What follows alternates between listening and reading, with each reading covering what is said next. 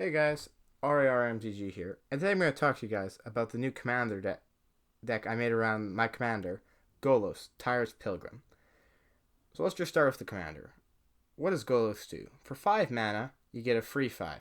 Not the most important thing, but the stats are actually quite nice because he can block half decently against a lot of the smaller creatures. When Golos Tyrus Pilgrim enters the battlefield, you may search your library for a land card, put that card onto the battlefield tapped, then shuffle your library. Now that first ability is very good because since Gold's second ability costs all 5 colors of mana, the first ability is nice because it's mana fixing and it's a land card, so you can get any of your the tricycle lands or any utility land you want from your deck and put it into play tap. So it's just amazing ability. Then for 2, a white, a blue, a black, a red, and a green, you can exile the top 3 cards of your library. You may play them this turn without paying their mana cost. Now that ability is quite good because it lets you just look at the top 3, cast any number of them. So it's really good. You most of the time are going to get more mana worth of spells than you play the ability for. And since I'm kind of building a ramp deck, it's quite nice because you'll always have a mana sink available for all your mana, which is good. Now I've gotten that out of the way. A lot of people, when they build a Golos deck, they built a lands deck basically. Now, I'm taking a kind of a different spin on that. I'm not really building a lands deck. I'm building more of kind of like a ramp deck, which is slightly different. But when I checked out EDH Rec, not many people seem to be doing this with Golos. So, well, let's try. So, now, I'm going to talk to you guys. First thing you need if you're going to ramp is the ramp section. So some ramp cards we have Solemn Simulacrum. We got Sakura Tribe Elder. We got your normal stuff like Farseek, Ramping Growth, Kodama's Reach, Cultivate. And then we got Signet. And then we got Soul Ring. Yeah, almost every deck runs Soul Ring. Felwar Stone, Azori Signet, Simic Signet, Chromatic Lantern, Commander Sphere as are the ramp portion of the deck. So all those cards, they put you ahead on mana, which is quite good. And a lot of them fix our colors, which that's the one thing we need is we want to be able to activate Golos' ability consistently. So we need to have good color fixing in the deck. Now, before I talk about all the big creatures, I'm going to talk about a really important part of Commander that is kind of understated sometimes. Removal. Now, for creature removal, we got stuff like your usual suspects like Paths to Exile and Swords to Plowshares. Both good cards. Then, for other removal, we have Assassin's Trophy. We have Anguished Unmaken. We have Utter End. Casualties of War. And, well, our other removal also includes, stuff like Thievery spells, like Blatant Thievery. But I'll get into that more in, the ramp portion of the video. But yeah, and also we have Cyclonic Rift for interaction. So, it's very important to have interaction in Commander so you actually just don't die to people. Which is, not dying, pretty good part of Magic, I would have to say. So that's pretty cool. So let's get into the creatures, because the creatures are the most important part. One of the most important parts of a commander deck. Now, I'm just gonna start with some creatures that I think are people should be playing a little bit more. And one of that I'm surprised that it doesn't see that much play is Archfiend of Depravity. Now, for 3 and 2 black, you get a 5/4 flying demon, and at the beginning of each opponent's upkeep and end step actually, that player chooses up to 2 creatures he controls, then sacrifices the rest. So each opponent can only have up to 2 creatures at a time, when you can have no limit on that. And you also have a 5 mana 5/4, which is just amazing. The ability it's kind of people underestimate the ability of only letting them have 2 creatures, and they only have to sacrifice on the end step. But it's quite good, especially against commanders that run a lot of tokens Risks, the Redeemed, and commanders like that, because it just absolutely kind of destroys their game plan. They have to just kill this thing, or else they're just not going to do so hot. So next creature that I'm going to talk about is Drakuseth, Maw of Flames. Now, this card is probably not the best card for a deck, but I just love this card because it just kind of it just feels like a dragon to me. Because for 4 and 3 red, you get a 7/7 with flying, and it's a dragon. And whenever Drakuseth Maw of Flames attacks, it deals 4 damage to any target and 3 damage up to 2 other targets. So what he'll do is if you attack someone for 7, you can deal 4 damage to one thing, and 3 damage to 2 other things before he even can block.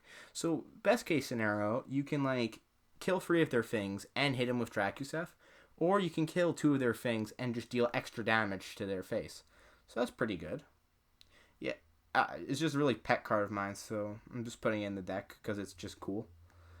So next up, we have possibly one of the better creatures in the deck, Archfiend of Despair. Now, for 8 mana, you get a 6/6 with flying, and your opponents can't gain life, which is alright. If they're playing a life gain deck, that's pretty good, but otherwise, it's meh. And at the beginning of each end step, each opponent loses life equal to the life that player lost this turn. So, for example, if you attack with your Archfiend of Despair, and they take 6 flying, then at their end step, they're going to lose another 6 life.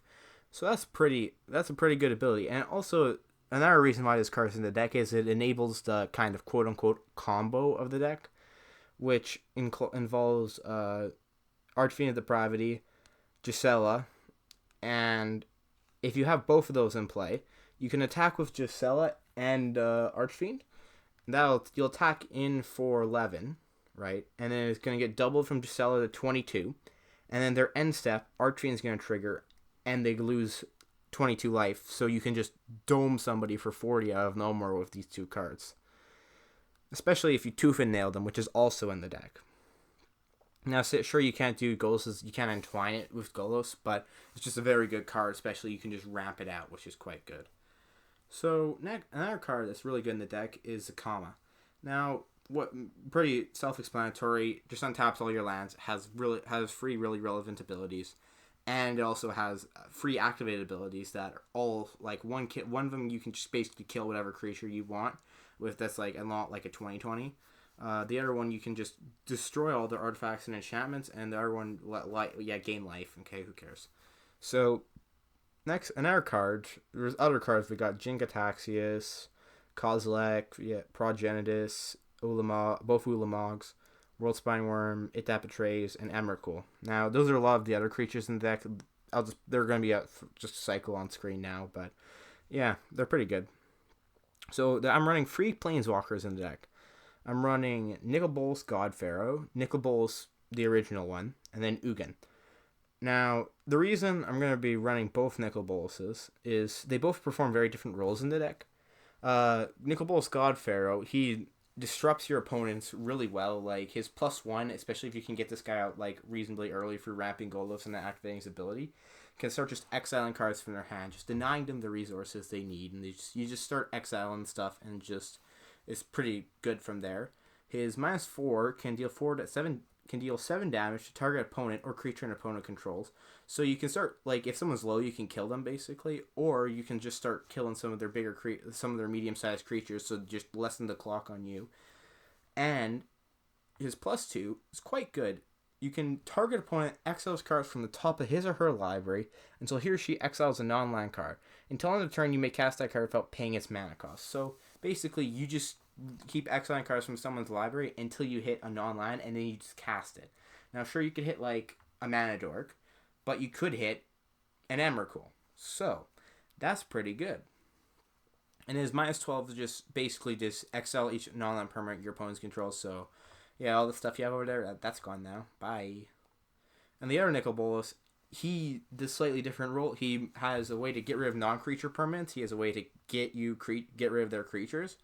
And also, his ultimate is just really good. It's pretty good. You can just deal 7 damage to a player, and then they just kind of bad for him because they discard 7 cards and sacrifice 7 permanents.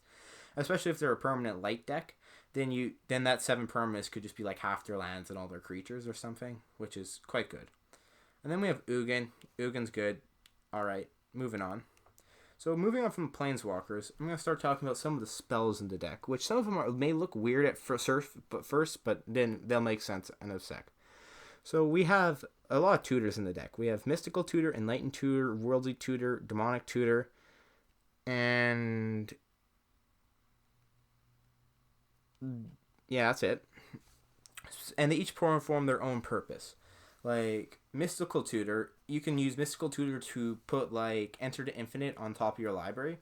And then next turn, and if you activate, you put it on top, of course, and then you would activate Golos' ability. with the rest of your mana, cast Enter to Infinite, then you'd hopefully cast another extra turn spell or something in there, which you can also just tutor for an extra turn spell and put that on top of your library if you want to. And yeah, so basically, Mystical Tutor, you can just put any instant or sorcery on top of your library to cast with Golos. Or you can get some utility spell that you need, like an Assassin's Trophy or something to kill one of their things for later. Another Enlightened Tutor's in there, so you can tutor for Omniscience, because we have Omniscience and Enter to Infinite in the deck. Now, if you have one, you can actually use Mystical Tutor to search your library for Enlightened Tutor, and use Enlightened Tutor to search for Omniscience. And then so you can put Omniscience on the top. And if you have Enter to Infinite in hand, then you just win, basically. That's pretty good. So, because what you'd do is you'd play Omniscience, cast Enter to Infinite for free, then you would get, like, play all your big creatures, and then play Samut, which gives all other creatures you control haste, and has haste. So then you can attack in with all your big creatures and basically just kill them in one swing. And, like, in between, like, Maelstrom Wanderer, Archfiend, and Gisela, Gisela and Archfiend both for, like, doubling your damage. And, like, stuff like Progenitus that can't be really blocked effectively. Ulamog and both Ulamogs, which start with kill stuff on ETB. And then just some big stuff like Worldspine Worm and It That Betrays. And also Annihilator from a lot of these creatures. Some from, like, all the Titans except for new Ulamog. So that's pretty backbreaking against everyone else.